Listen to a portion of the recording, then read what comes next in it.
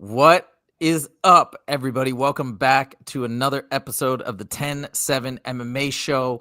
And we are back with a massive show, a big show, not because of us, not because of anything to do with us, but because of where we are on the timeline of the year. Today is Friday, August 15th, 2025, and we are 1 day away now from what I've been saying for a long time is the biggest fight of the year, but it may be even bigger than that. It may be the biggest fight even of the decade. Now, you might call that hyperbole, but that's what I believe for a number of reasons. And we're going to get into all that today when we start with the main event. This main event is so fire and is people are so divided on what's going to happen and so split on how it could go down. And what will be the outcome after this is going to be crazy as well. So much is on the line. It's just beyond exciting. And everybody is feeling this excitement. I've been watching all sorts of different YouTube channels and fan reactions, and people are just so hyped.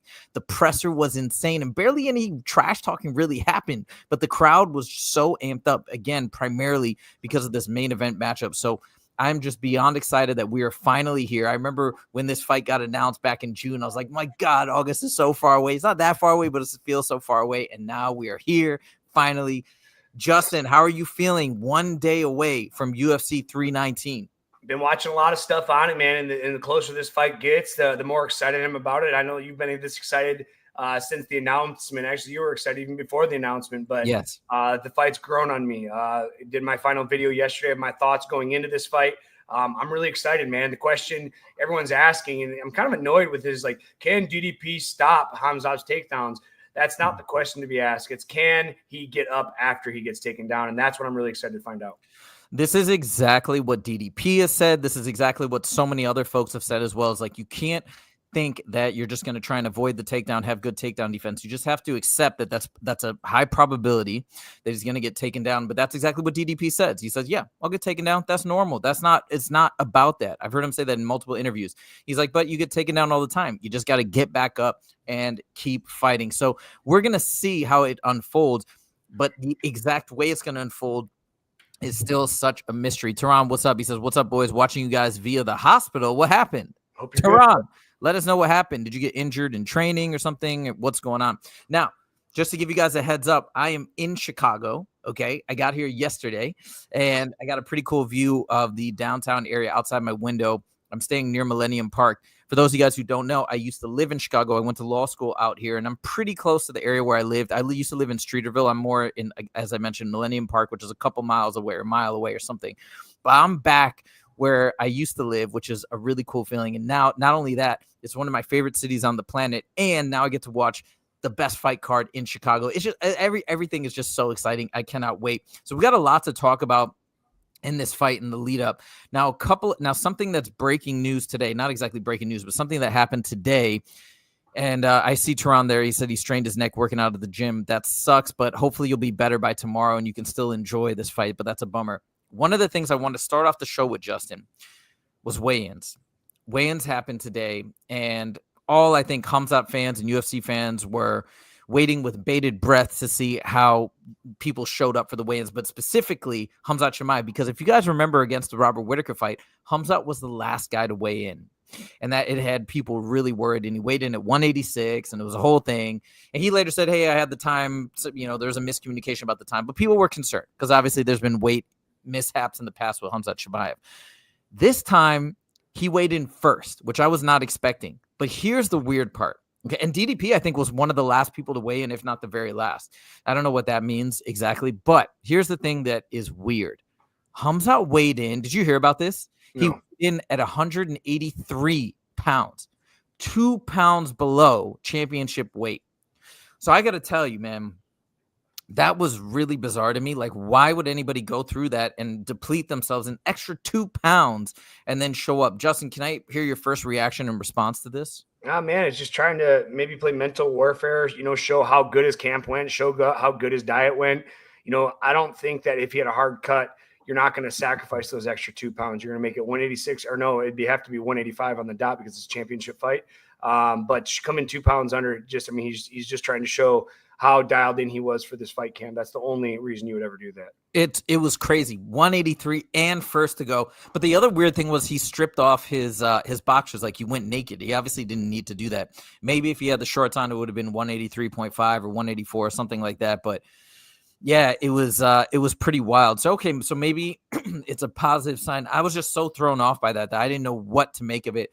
DDP coming in at the end, weighing in at the end. I want to hear your thoughts as well, but I want to give the caveat that, because I watched all the weigh-ins, I want to give the caveat that even though DDP was last to weigh in, he came in with a smile on his face, a pep in his step. He was even jumping up and down and just like ready to go and seemed excited. Does that mean anything to you that he was the last to weigh in, or is this just nothing to even think about? I don't think it's anything to think about right now. He's a champion. He's made championship weight for it plenty of time and time again. Maybe because the weigh-ins, at least when I was in the UFC, you have from 8 o'clock to 11 o'clock to make weight. And me, I was staying up till 2, 3 o'clock in the morning. And then I'd sleep from like 3 a.m. to 6 a.m. And then I would get up and, have 4 more hours to make featherweight, which was very tough for me. So I was always kind of towards the end of weighing in as well. But if he had a good health, if he had a good camp, maybe he wanted to sleep in. Maybe he wanted to sleep in till 9 a.m. or 10 a.m. and not really care about the lineup of where he's weighing in, because the weight cut he didn't need to wake up early to lose that extra weight. I'm not saying that's what the case is. I might be totally off, and maybe he had a hard weight cut. But that's definitely a thing. He might have wanted more sleep and sleep in. And, if I fall asleep on weight, why wake up early and just sleep as long as you can, wake up, go make weight. And that's a possibility. Again, I'm reiterating, I'm not saying that's exactly what happened, but that's definitely a possibility. Well, I will say he looked good. DDP looked very good. He looked lean. He looked energetic. So I don't think it was anything like a bad weight cut is my guess. And that sheds a lot of good perspective and light on the situation. Hey, maybe he just fell asleep late or wanted to sleep in a little bit. That makes a lot of sense. We're going to go to a couple of comments. We got MGal4 Productions, my fellow Khamzat, my Khamzat fan here. He says, if Chimaev just runs straight through Duplessis, who the F is going to beat him? It's a very interesting question. I noticed that you also talked about Brian Battle. We're going to get back to that in a second. Tehran says, Tehran also mentioned something about Brian Battle. Let's jump to it really quickly, because me and Justin were talking about this a little while ago. As Justin does know, Ryder Newman, who is close to Brian Battle. So you guys are saying Brian Battle needs to, okay. Well, I don't want to get on his case. I don't know what the heck is going on, right? It's probably a very complicated thing. And whatever it is, what it is. Tehran does weigh in, though, and he says, hey, I would cut Brian Battle if I were the UFC. Justin, let me turn over to you, because this was big news. We were just talking about it. I know James Lynch did an entire video saying that, yep, he missed weight. This is after him moving up a weight class, and now the fight is apparently off, which is crazy. I guess it was called off because he missed by 4 pounds. I don't know, Justin. Let me just turn it over to you. What's your reaction to this news, and how could something like this happen? I don't know, man. He's missed weight before at a lower weight class going up. Having that extra 10, 15 pounds, this shouldn't have been a hard weight cut for him, and where I've struggled in the past is going from featherweight back to lightweight. It's like, oh, well, I don't need to be as diligent on my diet. I can have those extra servings of food, man. And then I get to 155 and it's like, oh man, I'm struggling making this now. So I'm assuming maybe he got a little too confident. It really sucks for us too, guys. Because we were scheduling Brian Battle to be on our show, me being a personal friend of Ryder Newman, who's out there with him right now. We got a hold of him. He was going to come on our show at 1:30, but obviously he didn't answer our text when we messaged him this morning. I'm sure this had something to do with it. I'm sure he's embarrassed. Missing weight in the UFC, missing weight on regional sure sucks, but missing weight on the big show is detrimental to your career. I can't even imagine. And I know, Tehran, you're saying I would cut him. I have no idea. Like, I don't know to what extent this is going to be an ongoing problem. I'm sure there's got to be a way to dial it in. And again, 4 pounds is a lot, but he can theoretically make the weight. He used to fight at a lower weight class. So obviously he can make this weight. There's just something has to be cleaned up. I doubt they'll cut him for this. Maybe one more or something like that. Okay, fine. Now it's like ridiculous, but I'm sure he can dial it in. I'm sure he can clean it up. He's a young guy and he's got a lot of star potential. So I imagine he's going to be back despite the fact that, yeah, this is a major bummer. Tehran says, MGal, I was picking MVP at first. Okay, we're going to get to this stuff because this is about a fight that we're going to talk about a little bit later. But anyways, let's get back to this now. One of the things of note here is the press conference yesterday. And I still want to make a reaction video to it because I was just blown away. The reaction that the crowd had to Khamzat Chimaev was unparalleled. Now, obviously, you guys know me. I've been a Khamzat Chimaev fan from the get-go. I could not wait for this matchup, and I can't wait to finally see Khamzat get his title shot after so many years of waiting and watching him grow and this legend of Khamzat spread and all this stuff. So we're finally here. But I was blown away, and I say it was reminiscent of the Conor McGregor press conferences back in the day. Now, obviously, Khamzat doesn't have the biting wit. He doesn't have the comebacks, he doesn't have the same theatrical appeal, but yet I felt the energy was the same. And this is something that I've said is the difference, right, between Khamzat and Conor. For the longest time, we've been looking, I feel like, for a Conor clone, somebody to come up and have that same wit, have that same ability to talk smack, and we thought that was the only way to achieve this level of stardom. But I said, I thought this might be the case, that Khamzat is a different type of superstar where he doesn't need to talk smack because his fight style is just so terrifying and his actual natural personality seems to be magnetic enough that it does the work without really much else. On top of that, this matchup is so electric. We don't need smack talk. We don't need any WWE antics. We don't need, if it's not there, don't manufacture it. Don't need it. Do not care. So Justin, seeing that response, seeing how electrified the crowd was, they were booing so loud that literally Drickus couldn't get a word out because every time they handed him the mic, they would just boo him. Not because I don't think I don't think it's because they hate Drickus. No, I think it's because they're just that much in favor of Khamzat. So with all of this being said, with the fan response that we're getting, with Khamzat hitting 10 million followers on Instagram yesterday, with just this huge amount of support he seems to have, what do you think is in store if Khamzat comes away and gets it done and becomes middleweight champ tomorrow? What could this mean for the UFC?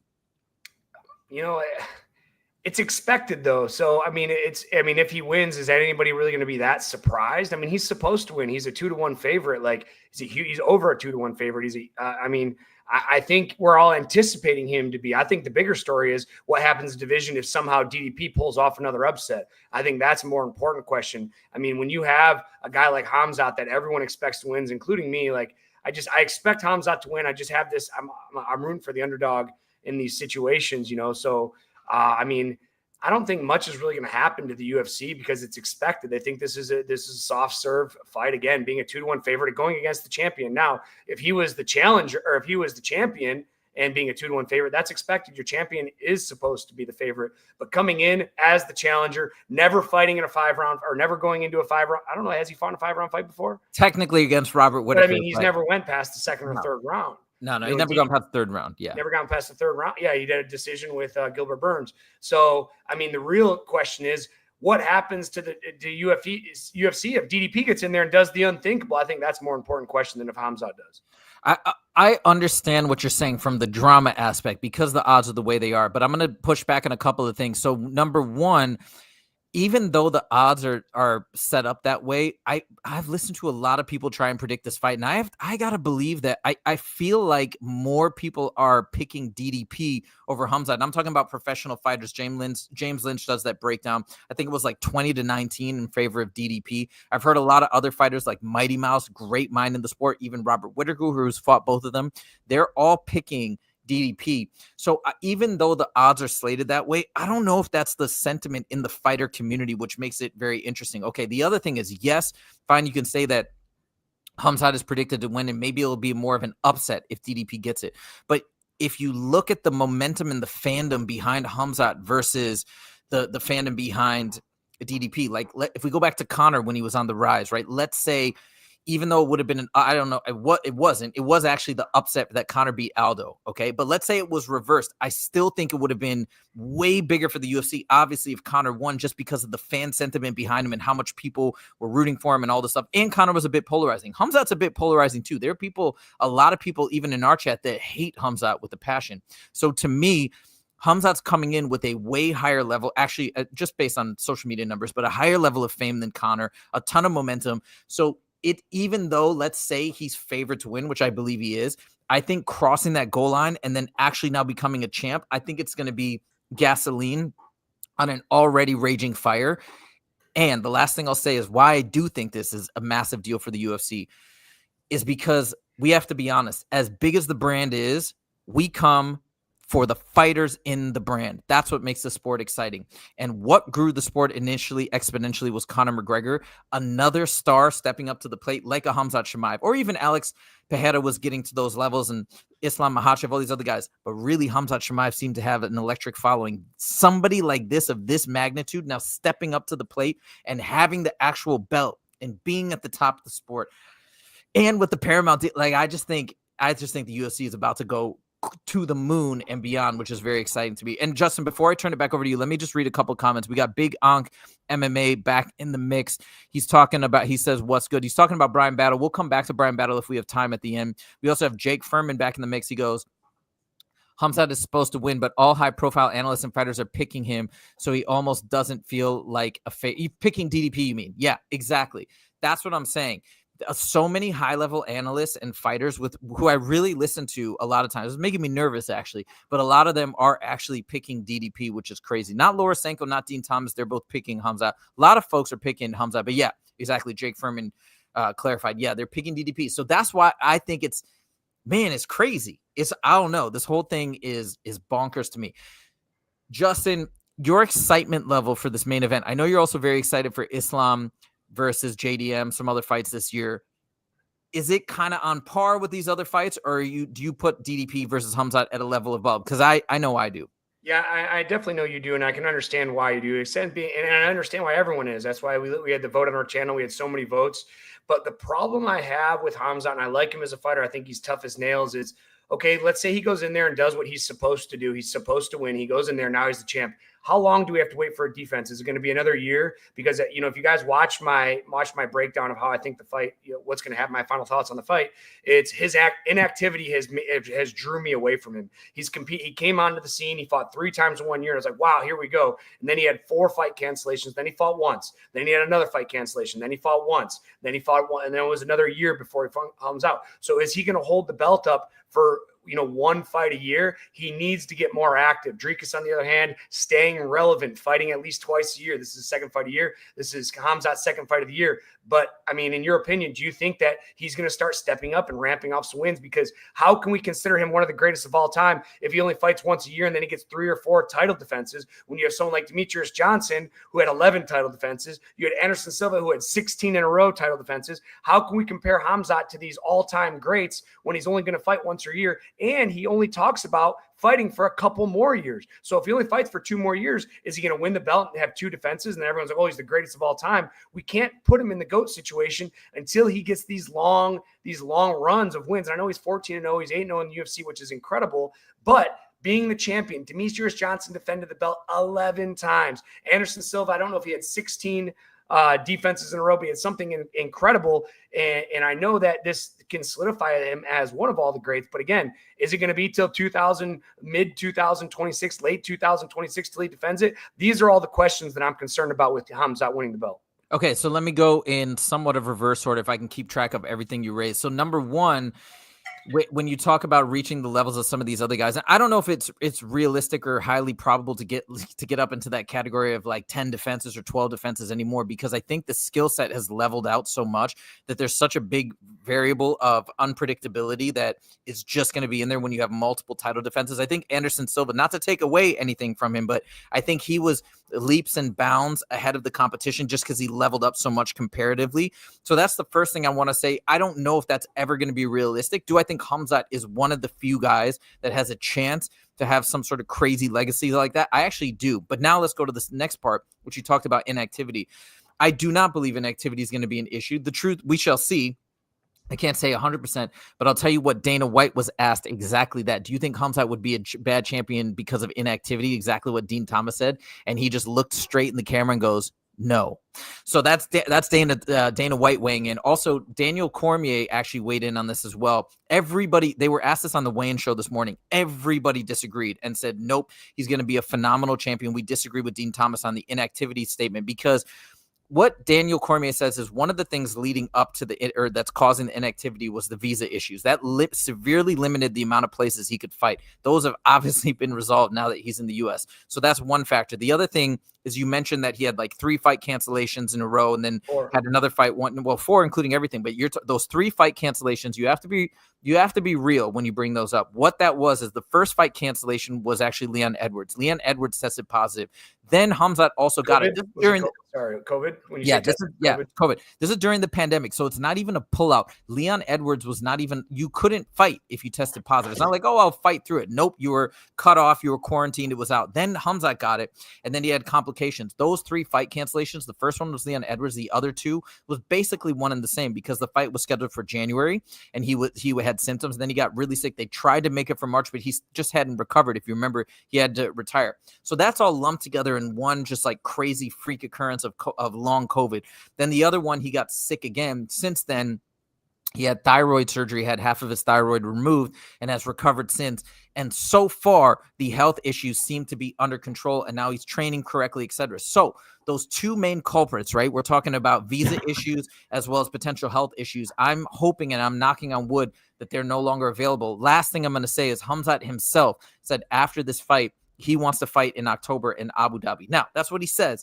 Is it true? I mean, I believe that he truly wants to come back to being active. I just think the inactivity was a combination of these other factors, not least of which I haven't mentioned last. I guarantee you it was a lot of people in the upper echelons of the ranking, especially those ranked above him, didn't want to fight him. I guarantee you Imavov doesn't want to fight him unless he has to, unless Khamzat has the belt. Because he's a tough matchup. He brings things to the table that are really different. Just like DDP is a very tough matchup. He's also so different that it's difficult to prepare for. So that's my 2 cents. I don't think it's going to be an issue. This is also me looking at the glass half full versus half empty. But there it is. There's my response to that. And I think he's going to be a tremendous champion. I can't wait for this fight. All right. We've talked about this like crazy. We got a lot of other things to talk about. But you guys know my final pick. It's Khamzat. I'm going with Khamzat. I think this is his time. I hope it's his time. I cannot wait for tomorrow, and I will be there. Justin, let me turn it over to you to get the final word and the final prediction on your side. I mean, I think Khamzat's going to win. I look at the paper, I look at the stats, and something I did my breakdown yesterday is how close these guys are in stats, guys. I'm not going to break it down too much right now because, like I said, I made a video about it yesterday.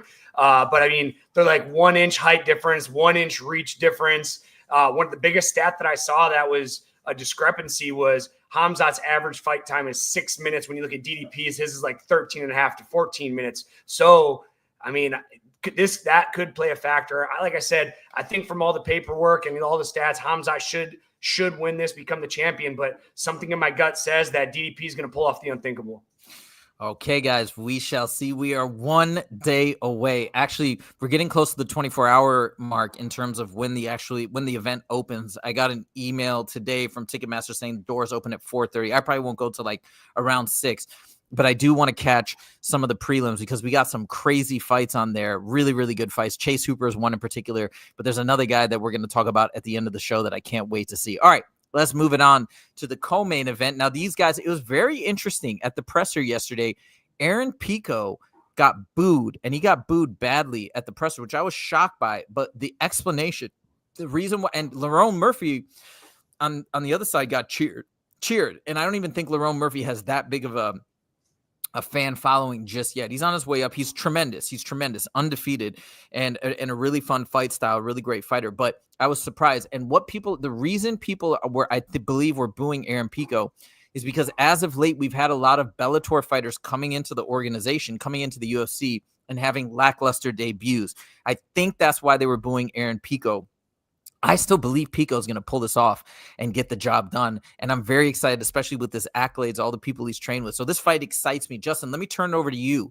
Do you feel that this sentiment from the fans of like, oh, he's probably all overhyped and he's going to come in and he's going to flop. Do you feel the fan sentiment is warranted? Or do you think people are completely misunderstanding what Aaron Pico brings to the table? Man, Aaron Pico brings power to the table. He brings incredible wrestling to the table. I think he's going to be great for the division. He has exciting fights. And I'm surprised that he got booed, man, because he's such an exciting fighter. Win or lose, he's going to go out on a shield. And what else do you guys want? We want guys to go out on their shield. We want guys to put it all on the line. Whether they win or lose, they're daring to be great. And taking on a debut fight like Lerone Murphy, 16-0. Like, are you kidding me? What a tall task. And Aaron Pico stepping up to the challenge, making his UFC debut, understanding that, hey, these other Bellator guys, including my buddy Patchy Mix, who I just was talking to earlier today, goes in, has an unfortunate performance, and maybe that's what he's expected. But, guys like Aaron Pico, guys with that wrestling grit, like, we thrive in these situations. We thrive. We love it. I love going to somebody's hometown and getting booed, man. That's all the gas tank I need to get motivated for a fight. I'm sure Aaron Pico feels the same way. I feel also, correct me if I'm wrong, I mean, this is just me speculating, but I feel like because he had some Olympic level competition and he had to deal with those like high level events, that maybe coming into the big stage in the UFC, and even though it's a bigger show and a bigger performance and whatever, and he's on a huge co-main of a massive card, I have to believe that Aaron Pico might be cut from a different cloth and he's going to be able to handle the pressure just fine. Do you think there's any merit to what I'm saying? Oh, absolutely. He's already fought at the top. Say what you want about Bellator. Bellator is a world-class organization. Say what you want about the PFL. PFL is a world-class organization. So now we talk about his wrestling credentials. He's already competed in front of huge stadiums, in front of I don't think that's going to play a fact. Now, I think fighting under the UFC banner might be a little more nerve-wracking than actually fighting in front of a huge crowd, because obviously nothing's like the UFC. But again, he's been there at the top of the level. He's been a top-level athlete for so long. I mean, I think guys will be more intimidated fighting under the brand than they do actually fighting in front of the crowd, if that makes sense. Okay, fair enough. Yeah, which makes sense too, because again, like I said, to me as a fan, this is the biggest fight for me ever, because it's just, I am a Khamzat fan and the matchup is so intriguing. I mean, like, there's all these factors that just make it's blowing my mind. DDP is 9-0 in the UFC. Khamzat Chimaev is 8-0. They're both 31. They both debuted in 2020. Like, the matchup is so perfect. And then you're coming in your debut and you're co-maining this gargantuan fight card. Like, must be an undefeated fighter too, man. Yeah. Like, you guys have to understand, Lerone Murphy's no walkthrough. He's not getting. I know. Aaron Pico's not getting a favor by doing this. He's not getting a favor, but what he is getting is a huge opportunity to showcase his skills, and I think that he's going to rise to the occasion. And I love it. And I love it from looking at it from that perspective. He's got a huge opportunity, and I want to see if he can step up to the plate and grab this opportunity, right? Again, I've mentioned so many times, this sport to me is a source of inspiration. I like to watch it and see the fighters go through the mental trials and tribulations and surpass them and exceed expectations and do the unthinkable. And to me, Aaron Pico, especially with the crowd booing him and going against him, for him to come in here, stay mentally strong and get the job done, I think would be such a tremendous feat. I'm going Aaron Pico all day. And if you guys are down on this matchup, just think about everything that we said. Think about the pressure that's on Aaron Pico, that's on Aaron Pico's shoulders right now as he comes in to face Lerone Murphy, who again is 16-0. He's 16-0 and 1 technically. There was one draw, but he's undefeated. So that pressure, fighting somebody of this caliber in your debut, co-main for 319, the biggest fight card of the year, like, it's crazy. So I think you should be excited. What's your final pick? I'm going Pico. What's yours? I'm going Pico by knockout. Oh, snap. I think he's going to mix in his wrestling early on and get a big hook or a big overhand and put Lerone Murphy. He might be maybe like a feint overhand left hook. Feint. Murphy drops his hands after he's been taken down, after he's been tired a little bit, and bop, bop. Aaron Pico by knockout round 2. Let's go, Aaron Pico. Okay, moving on. We're not going to cover the flyweights, by the way, guys. We got a couple of other topics that I subbed in instead, but we're going to go next. Sorry to interrupt you. We got a new user here. Are you familiar? Homework. No. Homework's OG.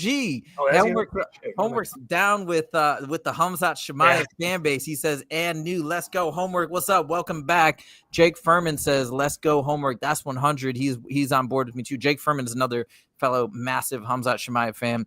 And we got Tehran's with us. He says, I got Pico at some point. He's going to find the knockout. Love to see it. I hope he does. No disrespect to Lerone Murphy, but I don't know. To me, it's an exciting story, and I want to see Pico go out there and get the job done. Plus, Pico is he's so he's just a straight up athlete. If you watch him train, I saw him do the stuff with Coach Calavita alongside Khamzat Chimaev. The dude he's a specimen. I'm very curious to see what goes down. Okay, moving on to the third fight down from the top. Jeff Neal versus Carlos Prates. I'm going back and forth on what I think is going to happen, but I texted with you and Jesse on Fire. my pick. And I don't know, man. I'm feeling like Jeff Neal's going to get it done. I feel like people are overlooking Jeff Neal. I feel like he had a really good performance against Ian Gary. And Ian Gary was even talking about how worried he was about the power coming from Jeff Neal. I know Carlos Prates is considered this power puncher, this phenom getting all these knockouts, but I don't know. I'm leaning towards Jeff Neal. Justin, let me turn over to you. Can you break down the matchup and then give us which way you're going and why? My biggest concern about Jeff Neal is, man, he's super tough. He's been around for a long time. He has some incredible wins in the UFC, but we have to look at UFC narrative. What will be better for the UFC? If Prates wins, gets back on the winning track under that Fighting Nerds banner, or a guy that's been around that's probably never going to fight for a championship? I think this is the UFC trying to get Prates back on a win. Looking at Jeff Neal's interviews, he says he's going to knock Prates out by round number 2. That's a very bold statement, and I'm going to tune into this fight just to see if the old man can do it. So I'm looking at the odds right now. We've got Carlos Prates a minus 245. That's a bigger favorite than Khamzat Chimaev. I think Khamzat's a minus 240, as I recall, and Dricus is like a plus 190. Jeff Neal's a plus 200. Plus 210. What's that? I saw it at plus 210 yesterday. For Dricus? Yes. Oh, then the odds are changing. I wonder, maybe more people are betting on Khamzat. I don't know exactly how that affects the lines and whatever. So, the more people bet on Khamzat, the more money you're going to have to put on him to win the $100. So he probably started, because I saw Khamzat at minus 190, meaning for layman's terms, you have to bet $190 to win 100. You said you saw him at minus 240. So that means people are putting money on Khamzat to win. In that case, DDP's line goes up as well. Yeah. And you're probably right. Man, the odds make me second guess myself, but I don't know, man. Jeff Neal's a power puncher. I think people are overlooking him. Yes, he's had more miles, but he's had more experience as well. You're right, though. The UFC, I do believe they believe in Prates' star power, and they're probably linking him up with somebody that I think they feel like Carlos Prates is a shot. Not giving him a layup by any means. Obviously, it's a super difficult fight, but now I'm gonna stick to my guns. I'm gonna go with Jeff Neal. I feel like he's being overlooked. I think he's gonna come in there with some really clean striking. I think he's going to put the hurt on. I think he's going to put the hurt on Carlos Prates. That's where I'm landing. Are you? And if that happens, I'm not going to be blown away. I'm not going to be surprised. I mean, this guy is an old school, grinder, man. He has some incredible wins. Man, I was looking at his record yesterday, and he had this one notable win. I can't remember who it was over. Actually, I'm going to look it up right now. But it was like, oh shit! Like, I mean, Jeff Neal can fight, dude. Yes. I try to look at UFC narrative, man, and who's the UFC want to win here? What would it be better for business? And I just think, man, getting Prates back in the winning category, I think is really important. Jeff Neal has 4 losses in the UFC. He beat Rafael Dos Santos by leg injury. I mean, look at his losses. Ian McGarry by split decision. Shavkat got finished there. Beat Vincent Leque. Lost to Neil Magny by decision. Lost to Stephen Thompson by decision. Beat Mike. He beat Bilal. That's who I was thinking of. And isn't that crazy that he beat Bilal back in the day? By decision in the UFC. Now, here's the thing. Jeff Neal beat Frank Camacho, but it took him 2 rounds. I think that means that I'm better than Jeff Neal. The MMA math. Yeah, MMA math, man. If it took him 2 rounds and only took me 40 seconds, that means I'm better than Jeff Neal, and I don't think that I can beat Carlos Prates. Yeah, I mean, but look, we have to be realistic about Jeff Neal's last 2 losses. It was Shavkat Rakhmonov, who everybody is terrified of, and then Ian Machado Gary, who I think is one of the best, if not the best, potentially in the welterweight division. So he's had some tough battles. Carlos Prates obviously lost to Ian Gary as well by decision. But yeah, it's an interesting matchup. Now, you know what's crazy? Look at these first 3 fights. These are the top 3 fights on the main card. We're expecting a finish in every single one, right? Like, there's no way there's not going to be a finish here. There's probably going to be a knockout with Aaron Pico. There's going to be I think there's going to be some sort of a finish for sure with the main event, of course. And then we go to the 4th fight.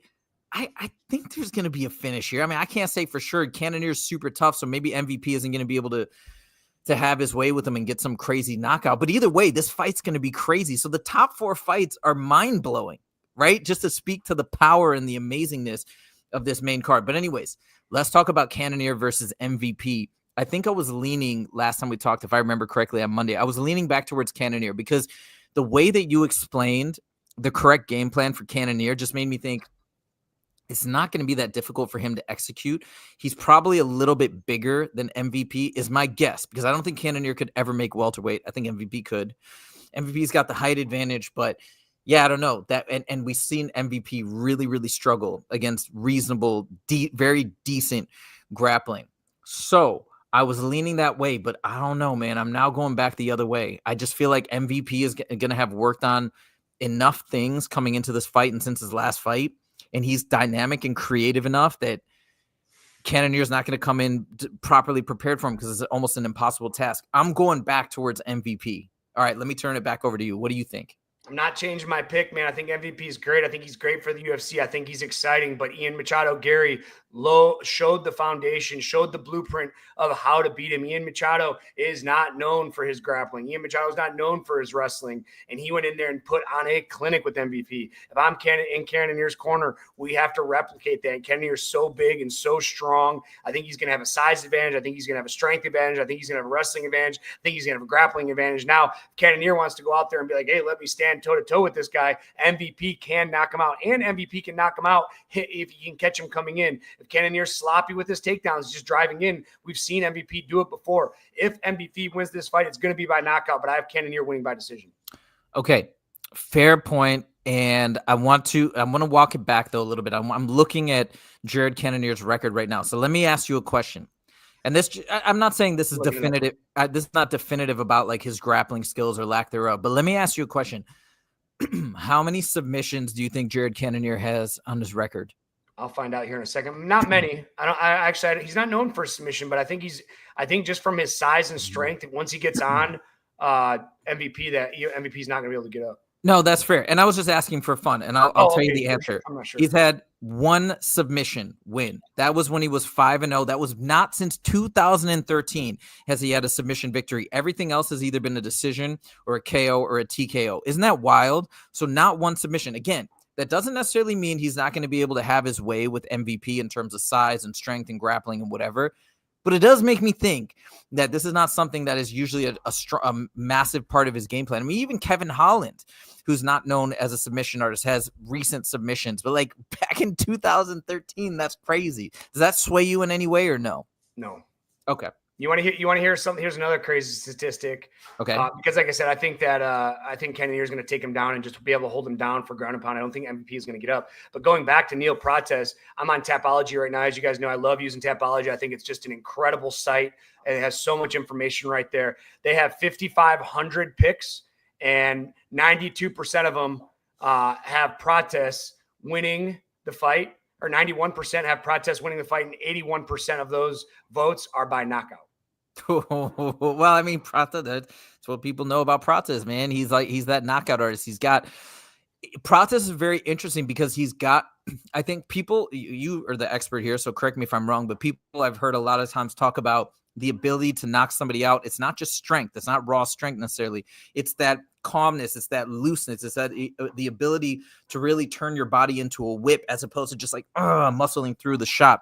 Sure. Even when I'm training and I think about it, I'm like, okay, listen, let me not focus on my arm. Let me focus on my hip. Let me focus on my rotation and just let the arm follow and even reduce some of the muscle kind of output and contraction in my arm and just let it whip. I'm like, holy smokes, I can use like 50% of the power, 50% of the energy, and actually increase the strength of my strike. So I think that's what Carlos Prates has down. He's just so loose and fluid and chill when he's in there, and he can whip those punches. So that makes a lot of sense that people are picking him for that knockout.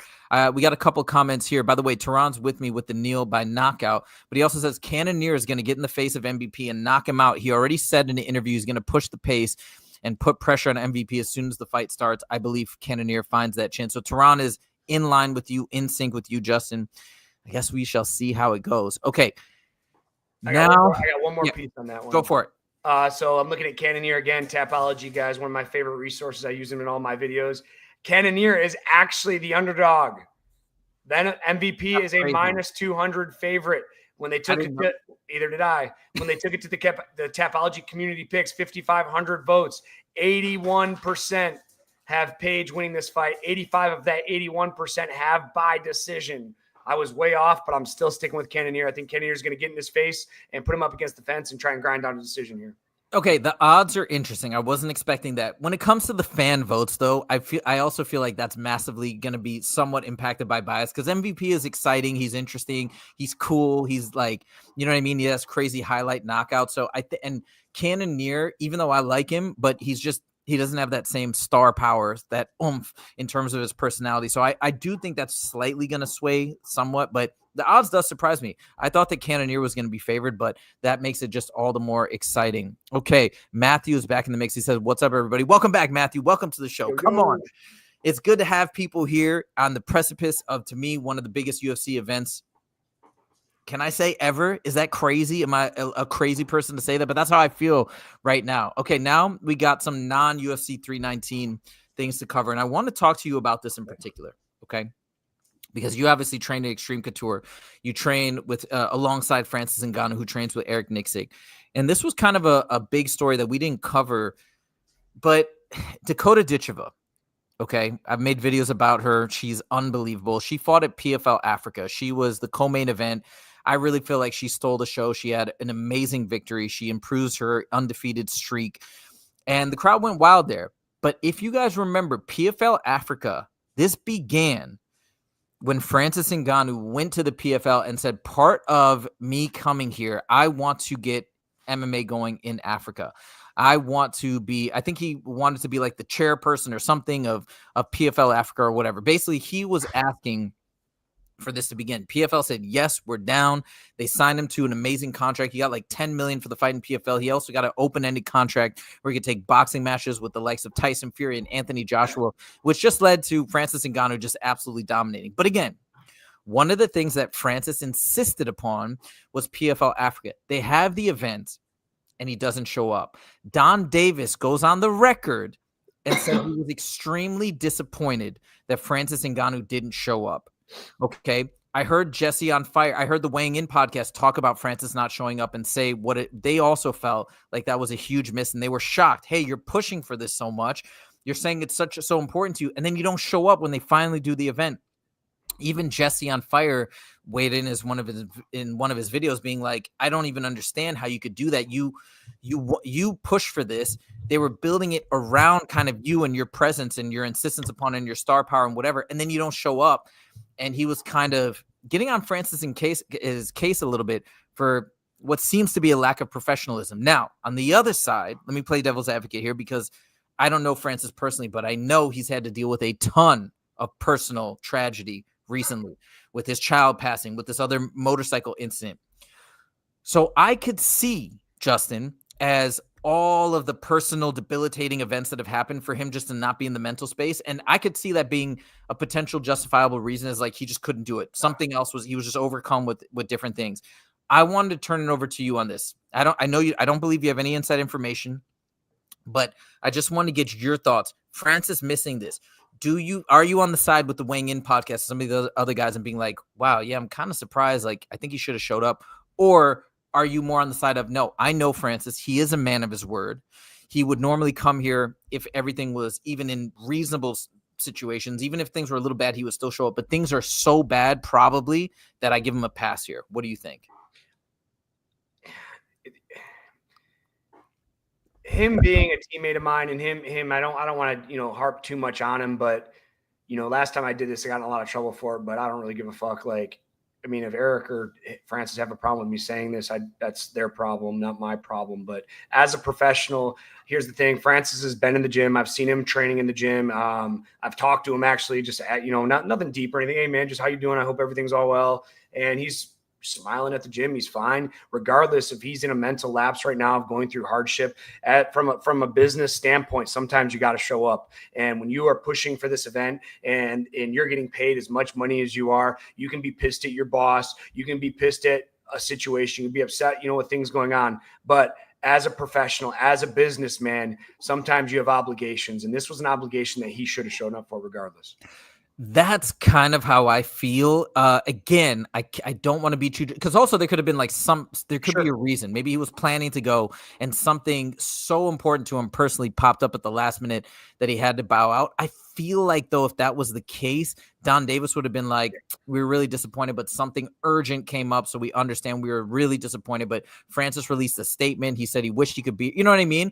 Yeah. But it sounds like he kind of no-showed. And again, I don't want to speak too out of turn here because I don't know your industry, the ins and outs of being a fighter and what that entails and all these other intricacies that I, realistically could be unfamiliar with. But yeah, just from the very outside looking in, I was a little shocked, and I don't know what this means with it for his relationship with the PFL. But yeah, I just thought it was worthwhile to get your 2 cents, and it was noteworthy. Some of the actually, I don't want to go into too much detail because people have been saying different things and I don't really know how to weigh in, and I don't want to, I'm a big fan of Francis. I don't want to badmouth him in any way where I'm just like speculating, but anyways, it was kind of a big story. Want to get your thoughts. Very interesting. Hopefully he's back at the next PFL Africa event and he can help to push the promotion in that region, because I think it's dope and people really showed up and showed out. All right. Another fringe topic here, unrelated to 319. Chandler, in a recent interview, I can't remember where this interview was. Maybe it was on Ariel's show. I was really surprised by this. Like, I'm like, does he really believe this? Or is he saying this because he thinks this is the fight that the UFC wants to make and he's kind of being a company guy? But Chandler said, and I want to believe it because I actually like the Gaethje versus Ilia matchup, but he said that Gaethje has the best chance to beat Ilia, which is, he said that over Arman Sarukian, which I was a little surprised by because I feel like Arman is a more dangerous threat all around, which I think will be the best matchup to beat Ilia. But he said that he thinks Gaethje, actually, with his knockout power and his ability to get in there and fight in the clinch, has the best ability to beat Ilia. Justin, as a professional fighter, fighting out of Extreme Couture, training at Extreme Couture, being in the business for forever, what are your thoughts? Now, I understand what Chandler's saying, and I agree with him. And he's saying it very simply because Chandler has something that a lot of guys don't, and that's that one-shot knockout power. He can be dropped 3 times in a fight, throw a big overhand left or a big uppercut, and he can knock anybody out at any given time. Now, I think if they fight 10 times or 100 times, is Gaethje going to beat him more than 50% of the time? Absolutely not. But he always has that puncher's chance at the beginning of the first round to the end of the 5th round. And I think that's why when you have like someone like Arman Sarukian or Charles Oliveira, man, I'm a big Charles fan, but once he gets hurt, he gets finished a lot. He has recovered. I mean, Justin Gaethje hurt him. He came back. He won. He's hurt by Poirier. He's been hurt a lot. He's come back. But Justin Gaethje just getting in that firefight, I think that's what Chandler means. Am I saying that I think Chandler says that, Justin can beat him more than he can? No. I think he just means he always has that puncher's chance better than almost anybody, if that makes sense. It's true. And by the way, I want to see if I bet you they could bring this up if the fight gets made. And I see Tehran, I see your comment. I'm going to put it up in a second, but my recollection, okay, is that Justin Gaethje had his bone density measured a long time ago, and he had like the highest bone density in the UFC. But now Ilia is saying apparently that Ilia has the greatest bone density. So I wonder if they do the bone scan comparisons back to back with the two, and they show that these two guys are the guys with the 2 greatest bone densities in the UFC going against each other. I think that's really cool for the matchup. It could be exciting. Lastly, I also want to say with this matchup, look, even if you feel like Ilia has a substantial advantage here, I think this is going to be a fascinating matchup. It's going to be bringing my doorbell, guys. Sorry. And Justin Gaethje is coming to fight. He's coming to get a finish, no matter what you guys want to say about this compared to Arman. And people are getting upset when I've even said, like, yeah, I would like to see Justin Gaethje versus Ilia. It's going to be a banger. It's going to be maybe Justin Gaethje's retirement fight. I think it'll be exciting all around. So I'm all for it. I think once they start hyping up the fight, announce it and build it up, I think everybody's going to get on board. Because who doesn't love Justin Gaethje? We all love Justin Gaethje. Tehran says, Topuria Gaethje is happening for UFC 323. I'm calling it. I think you're right. I really do. I think it's what's going to go down. I have a weird feeling too. That Chandler said this because Chandler's such a company guy. You know what I mean? In terms of always getting the back of the UFC, like never saying a bad thing about the UFC. I have a feeling that this was a calculated statement because he's saying this to get the UFC's back implicitly because he believes that this is what's going to come on next. That's my thought. I don't know if he has inside information or what, but this is what I think. Tehran says Gaethje's leg kicks will do a number on Topuria, I believe. Whew. I mean, right? People aren't talking about those calf kicks. I don't know. Or could Ilia go for the kicks and transition that into a take? I don't know how this is going to go. It's going to be weird. Or are they just going to get in the pocket and trade and just swing for the fences? And then will Ilia's accuracy and timing be superior? Will he land a knockout? I mean, one way or the other, this is going to be a fascinating, exciting fight. Also, you guys have to realize Justin Gaethje is a legend of the lightweight division, more so than Arman at this point. Gaethje's been an interim title holder. He's fought the who's who. He fought Khabib. We don't have many guys left who fought Khabib in the lightweight division. Like, he's one of the last guys who actually went out there and fought Khabib and had some success against Khabib with those calf kicks. They even said he was a couple calf kicks away from really jacking up Khabib's legs. Like, don't forget, this is a legend of the game. If Ilia can fight Gaethje and beat Gaethje, that is a massive win. I don't care if people are saying that, yeah, fine, maybe Arman is a tougher matchup. One it very well may be. I'm not denying that. But you guys are forgetting that Justin Gaethje has been there, done that, and has really put a stamp on the lightweight division. So a victory over Justin Gaethje is nothing to scoff at. It would be a big deal. I want to see this fight. And Arman's young. He can fight somebody else in the meantime. I bet you he's going to win because he's that good. And then we can have the Ilia Arman fight. Dana White himself said back when Arman pulled out that Arman needs one more fight to get a title shot. At least he said he needs more fights. Nobody was upset back then when he said it. I think it makes sense that Arman has one fight and then goes in there. Plus, this gives Gaethje a straight title shot, which I'm all for. I'm in favor of. Let him have the shot. If he loses, he can walk off into the sunset, and then we get Arman versus Ilia. And the hype will be bigger by then because if Arman gets another amazing victory, I don't know. I think it's cool. That's what I'd love to see. We shall see. Chandler is tripping. Matthew says, yeah, maybe he is. I don't know. I think he's saying it because he thinks this fight is about to go down. Plus, Gaethje is Mexican-American. They're known for having good chins. I mean, Gaethje's got a good chin. He got knocked out once by Max Holloway. He's done the recovery. He had a banger of a fight against Fiziev and won that fight handily, in my opinion. Gaethje's got a chin, man. So let's see what goes down. Gaethje fought Eddie Alvarez. Oh my God, he's like who else? Who's in the UFC right now who fought Eddie Alvarez and is still fighting and is still at the top of the division, right? Like, it's a cool fight for legacy. I think it's going to go down. Oh, and Tehran says, do Hooker versus Arman from MSG in November or Hooker versus Arman at UFC 323. Make it the co-main. Make it the co-main. That's huge. That's perfect. I say you make it the co-main. If Arman wins, whoever wins that fight, they call out the winner of Ilia versus Gaethje. Yo, that's dope. Plus, we see Dan Hooker come back in the mix. All right, guys. All right, now we're going to get back to the final topic. This is crazy. Okay, we've got this guy. I hope I'm pronouncing his name correctly. Baysangur. Okay, he's been added to 319 after fighting in Dana White's Contender Series on Tuesday. It's Friday. It's 3 days later, and this guy got added to 319. Now, why is this so crazy? So number one, on Dana, first of all, I went back and I've watched some of this guy's fights. He is a confident dude. He's a slick dude. Like, he's a fun fight style. Very confident in his striking and his grappling. He's also undefeated. Remind you of anybody coming into the UFC undefeated? Kind of similar to Khamzat Chimaev's story, right? Coming into the UFC undefeated, and in Dana White's Contender Series fight, he got a first-round finish, and this is the craziest finish ever. It was a body kick, okay? It was a teep. Hit him in the right spot. I think it was a liver shot because the guy just got hit and goes, he screams and he just crumples. Like you said, hit that off button, okay? So he gets a very emphatic, impressive win on Tuesday. Asked to be put on 319. Dana White says yes. So now, just like Khamzat Chimaev on his debut, fought, 10 days later, fought again. Both fights, just pure domination. This could be similar. And on top of that, this is Khamzat Chimaev's boy. This is his boy. So it's like Khamzat's bringing in the new Khamzat. And by the way, Khamzat Chimaev's nickname, the Wolf. This guy, the Hunter. Both have the in the nickname, right? So this guy's coming in, kind of repeating that story with Khamzat Chimaev in a similar fashion. Like, the whole thing is very exciting. Anyways, Justin, let me turn it over to you. First of all, what do you think about this 3-day turnaround, 4-day turnaround? This is insane to me. Hey, man, when an opportunity knocks, answer the door. You can't pass up opportunities. The UFC calls you.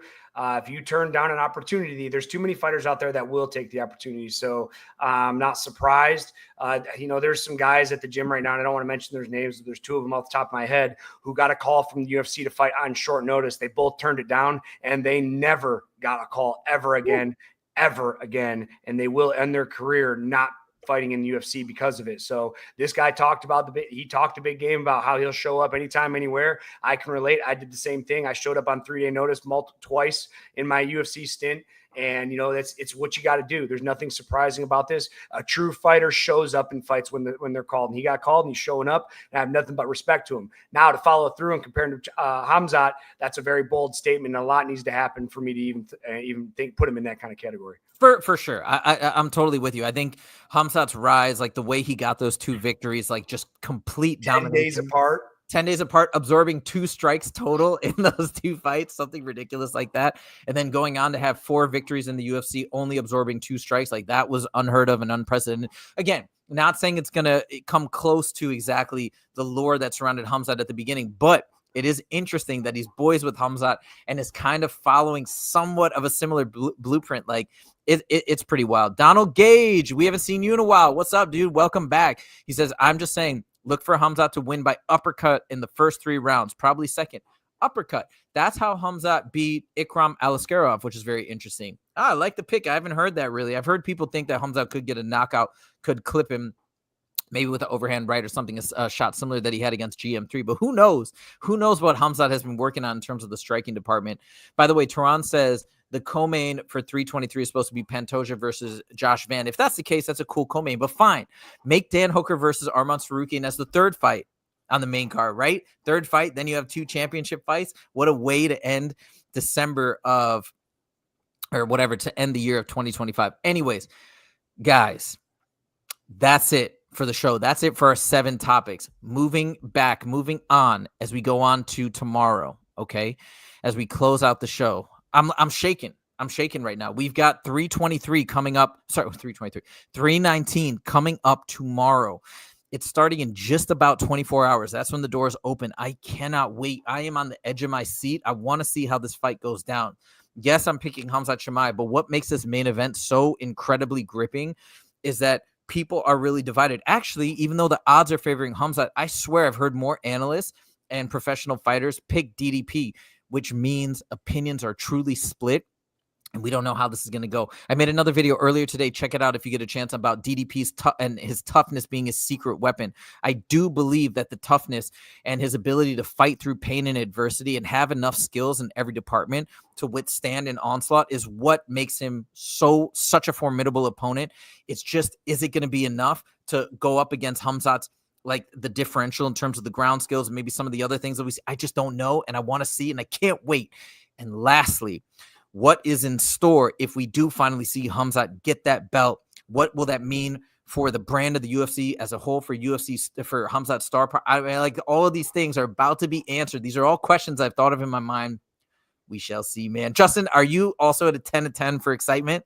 I wouldn't say I'm a 10 for 10. I think 10's as high as you can get, and you're there. When you called me last night and you're just like, dude, I can't sleep. Like, I slept just fine last night, and I'll sleep fine today. But I'll give it a solid 8, man. This is, again, I know your excitement is a 10 out of 10. You can't get any more excited than you. And I'm super happy for you that this is happening. And I'm really glad I'm going to sit and watch. And here's the thing. It's not a bummer, but my son's first football game is tomorrow. It starts at 6 p.m. So am I going to be watching this from the stands? I sure hope not. But we'll find out sooner than later. MGAL4 Productions, you're with me, my man. Actually, 11 out of 10 for the main event. Let's go. Guys, here we go. We are on the precipice of this event. We will have more content coming out later today. I'm going to for sure make one final video tomorrow before I head off to the show. But this is it. We are nearly here. Thank you guys so much for joining. If you could like the stream, we'd appreciate it. It helps grow the channel, helps grow the brand. We are on a tear right now with content creation. We'd love to have you follow along if you're new to the channel and you'd like to subscribe. That's all we got for you today. Thank you guys so much for joining, and we will see you after 319 on Monday, 1:30 p.m. PST. Let's go. Take it easy. Real quick, before everyone logs off, should we do a show Sunday? You guys want to do a show We Sunday? could do a show and just break down all the main card. Let us know right now in the comments if you want us to do a show on Sunday, if you want us to push it to Monday. Just let us know. MGAL4 Production says, yes, that's thinking about it. Now, Justin, I have to put this out there. I'm flying back to LA Sunday morning, so we could do it. No, we could do it. I land at like 9 a.m., and then we just have to schedule around it. I'm going to be beat up. I'm going to be exhausted, but I'm down to do it. If you guys really want us to get on Sunday at to break down the fights afterwards, I'm definitely down to do it. What I was thinking of doing was, hey, Juan Carlos Cruvet, what's up? Welcome to the show. Hope you have subscribed. Hope you like the show. Another thing I was probably going to do is get on live right after the event tomorrow night if I get back early enough before I go to bed. So I might do that as well. And I can't wait to talk to all you guys, and we can talk about the aftermath, talk about all the crazy things. I know this fight card is going to be crazy. Let's go. That's all we got for you guys. I got to bounce. Thank you guys so much for joining, and we will see you in the next episode. Take it easy.